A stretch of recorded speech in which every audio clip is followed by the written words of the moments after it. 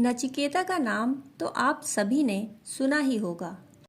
कठोपनिषद में नचिकेता को सबसे पहला साधक बताया गया है। नचिकेता मृत्यु का भेद जानने के लिए यम के द्वार तक पहुंच गया था। आइए जानते हैं नचिकेता के प्रश्न और यम के उत्तर के बारे में। नचिकेता को दुनिया का पहला जिज्ञासु माना जाता है। पहला महत्वपूर्ण जिज्ञासु। वह एक छोटा सा बालक था। उसके पिता ने एक यज्ञ करने की शपथ ली थी। यह एक ऐसा पवित्र अनुष्ठान था जिसमें उन्हें अपनी सारी सांसारिक संपत्ति, अपना घर, अपना सारा सामान, यहाँ तक कि अपनी पत्नी, अपने बच्चे यानी अपना सब कुछ ऋषियों, ब्राह्मणों और दूसरे लोगों को दान में दे देना था। इस तरह के यज्ञ से आध्यात्मिक आनंद प्राप्त करने की प्रथा थी। यह एक ऐसा साधन था जिसे पारंपरिक रूप से रचा गया था। कुछ लोग आध्यात्मिक ज्ञान के लिए इस तरह की शपथ लेते थे। नचिकेता के पिता ने यह शपथ ली और उन्होंने अपनी सभी बीमार गायें, बेकार संपत्ति और जिन चीज़ों की उन्हें ज़रूरत नहीं थी, जो किसी न किसी रूप में उनके लिए बोझ थीं, वे सब उन्होंने दान में दे डाली। उन्होंने खूब दिखावा किया, मगर जिन चीज़ों की उन्हें वाकई ज़रूरत थी, जैसे अपनी दोनों पत्नियों और बच्चे को, उन्होंने अपने पास ही रखा। नचिकेता को यह सब देखकर बहुत दुख हुआ। उसने देखा कि उसके पिता ने ईमानदारी नहीं दिखाई।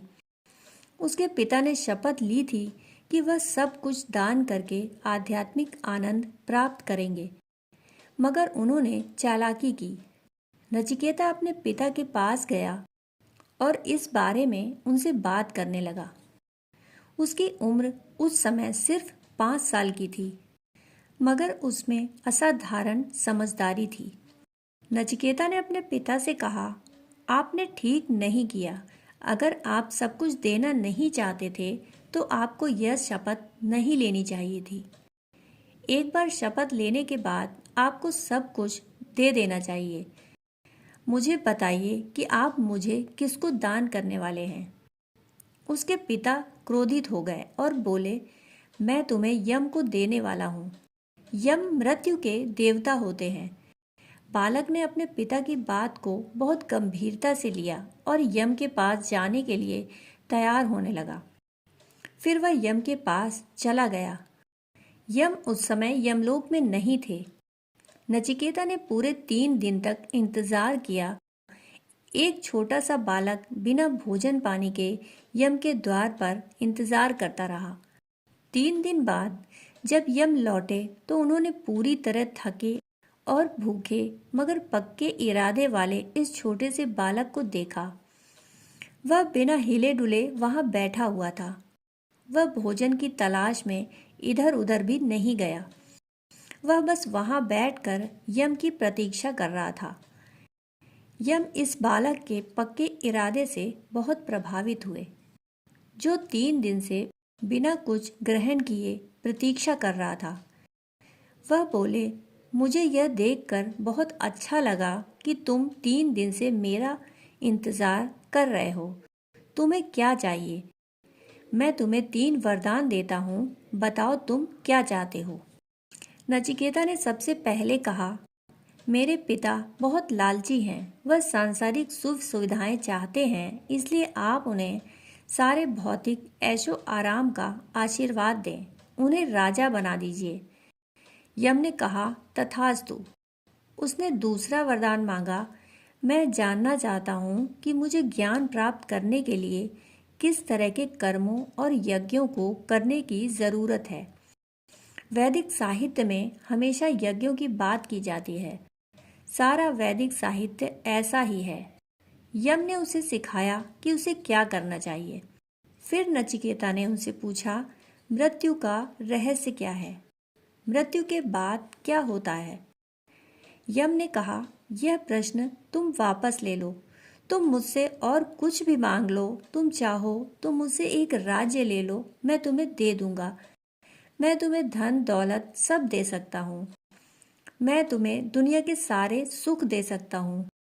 वह बोलते रहे तुम मुझे बताओ क्या चाहते हो, मगर यह प्रश्न मत पूछो।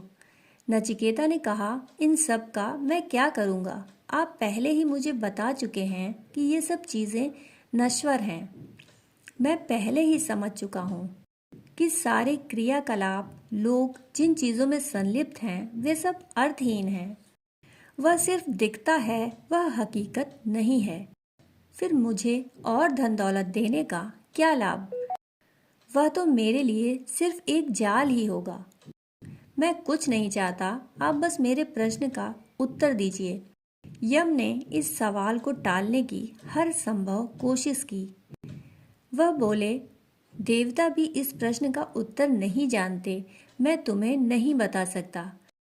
नचिकेता ने कहा, अगर ऐसा है, अगर देवता भी इस प्रश्न का उत्तर नहीं जानते और सिर्फ आप ही जानते हैं, तब तो आपको इसका उत्तर देना ही होगा। उसने अपनी जिद नहीं छोड़ी। यम एक बार फिर उसे वहीं छोड़कर महीनों के लिए चले गए। वह किसी तरह सिर्फ इस बालक से पीछा छुड़ाना चाहते थे, मगर बालक कई महीनों तक वहीं डटा रहा। कहा जाता है कि यम के द्वार पर ही उसे पूर्ण ज्ञान की प्राप्ति हुई। उसे अस्तित्व के सारे प्रश्नों के जवाब मिल गए और उसने खुद को विलीन कर दिया।